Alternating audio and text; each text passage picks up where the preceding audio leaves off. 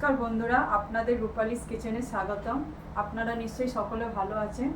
আজ আপনাদের কাছে আরেকটা নতুন রেসিপি নিয়ে এসেছি। রেসিপিটা হলো পাঁপড়ের তরকারি করে আপনাদের দেখাবো। আমি 4টে বড় বড় পাঁপড় নিয়েছি। পাঁপড়গুলো আগে ভেজে নেবো, ভেজে নিয়ে তারপর আপনাদের দেখাচ্ছি। বন্ধুরা দেখুন, আমি পাঁপড়গুলো সব ভাজা হয়ে গেছে। আর পাঁপড়গুলো এরমভাবে আমি কিছু সব কটা পাঁপড় ভেজে এরমভাবে ভেঙে ভেঙে নিয়েছি। আর পাঁপড় তরকারিটা রেডি করার জন্য আমি নিয়েছি কিছুটা আলু, একটাই নিয়েছি আলু, একটা বড় সাইজের পেঁয়াজ আর একটু টমেটো কেটে নিয়েছি। এবার আমি পাঁপড়ের তরকারিটা করার জন্য আমি মশলা নিয়েছি, আদা রসুন বাটা নিয়েছি। আদা রসুন বাটা নিয়েছি 2 চামচের মতন। আর 1 চামচ নিয়েছি জিরে, ধনে আর গোলমরিচ বেটে নিয়েছিলাম। এবার দেখুন আমি এবার কিভাবে তরকারিটা করছি। প্রথমে ওই পাঁপড় ভাজা ওই তেলেতেই আমি কিছুটা তেজপাতা দিয়ে দিচ্ছি।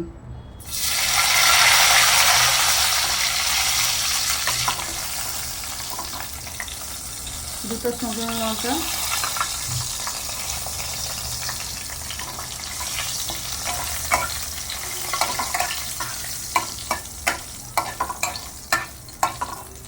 এবার একটু নেড়ে চেড়ে আমি একটু গোটা জিরে দিয়ে দেবো। অল্প একটু গোটা জিরে দিলাম।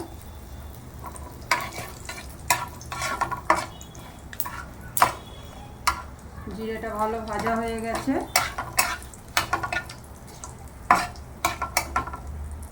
এবার এক এক করে আমি প্রথমে পেঁয়াজগুলো দেবো।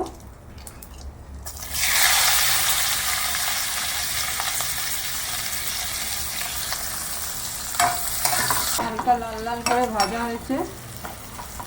এবার এর মধ্যে আমি আলুগুলো সব দিয়ে দেবো। আলুগুলো এবার ভাজা ভাজা হয়ে গেছে। এবার এর মধ্যে আমি প্রথমে আদা রসুনের পেস্টটা দিয়ে দেবো। এটা 2 চামচ প্রায় আছে।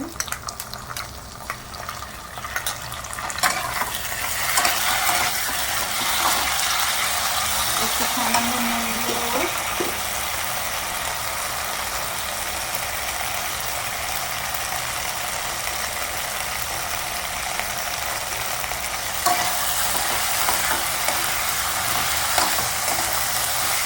এবার আমি যেটা জিরে, গোলমরিচ আর ধনে একসঙ্গে বেটে রেখেছি সেইটা এবার দিয়ে দেবো এর সাথে।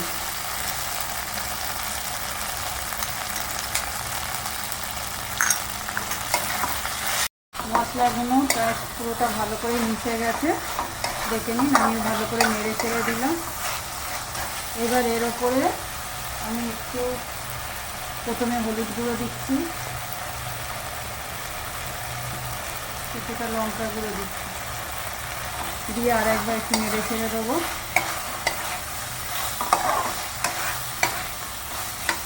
এবার আমি যে টমেটো কটা কেটে রেখেছিলাম সেই টমেটোগুলো দিয়ে দিচ্ছি।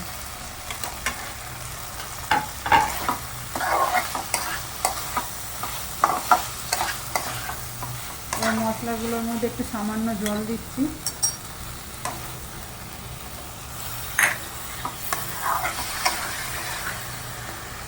মশলা বাটি ধোয়া জলটা আগে দিলাম। দেখুন মশলাগুলো ভালো কষানো হয়ে গেছে,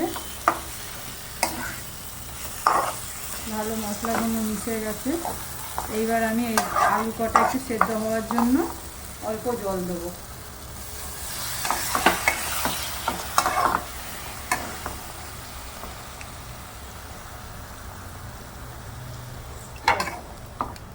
এর বেশি আমি আর জল দেবো না, কেননা তরকারিটা মাখা মাখা করবো, ঝোল হবে না। দেখুন আলুগুলো সেদ্ধ হয়ে গেছে। এবার তরকারিটা প্রায় হয়েই এসছে। আমি এবারে যে পাঁপড়গুলো ভেজে রেখেছিলাম আমি এটা এরকমভাবে একটু একটু করে ভেঙে দিয়ে দেবো। এটা জোর কমিয়ে নিচ্ছি। দেখুন পাঁপড়গুলো দিয়ে ভালো করে মিশিয়ে নিলাম।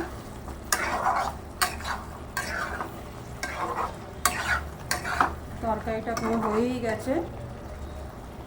আমি এবার ওই যে একটু এলাচ আর একটু লবঙ্গ বেটে রেখেছিলাম এবার ওর সঙ্গে দিয়ে দিচ্ছি। তরকারিটা পুরো মিশিয়ে দিচ্ছি।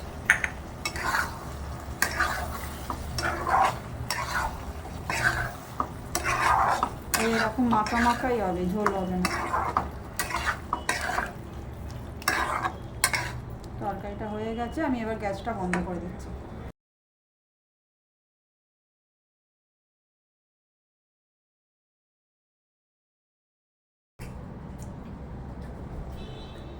বন্ধুরা দেখলেন প্রথম থেকে লাস্ট পর্যন্ত ভিডিওটা আমি কিভাবে পাঁপড়ের তরকারিটা করলাম।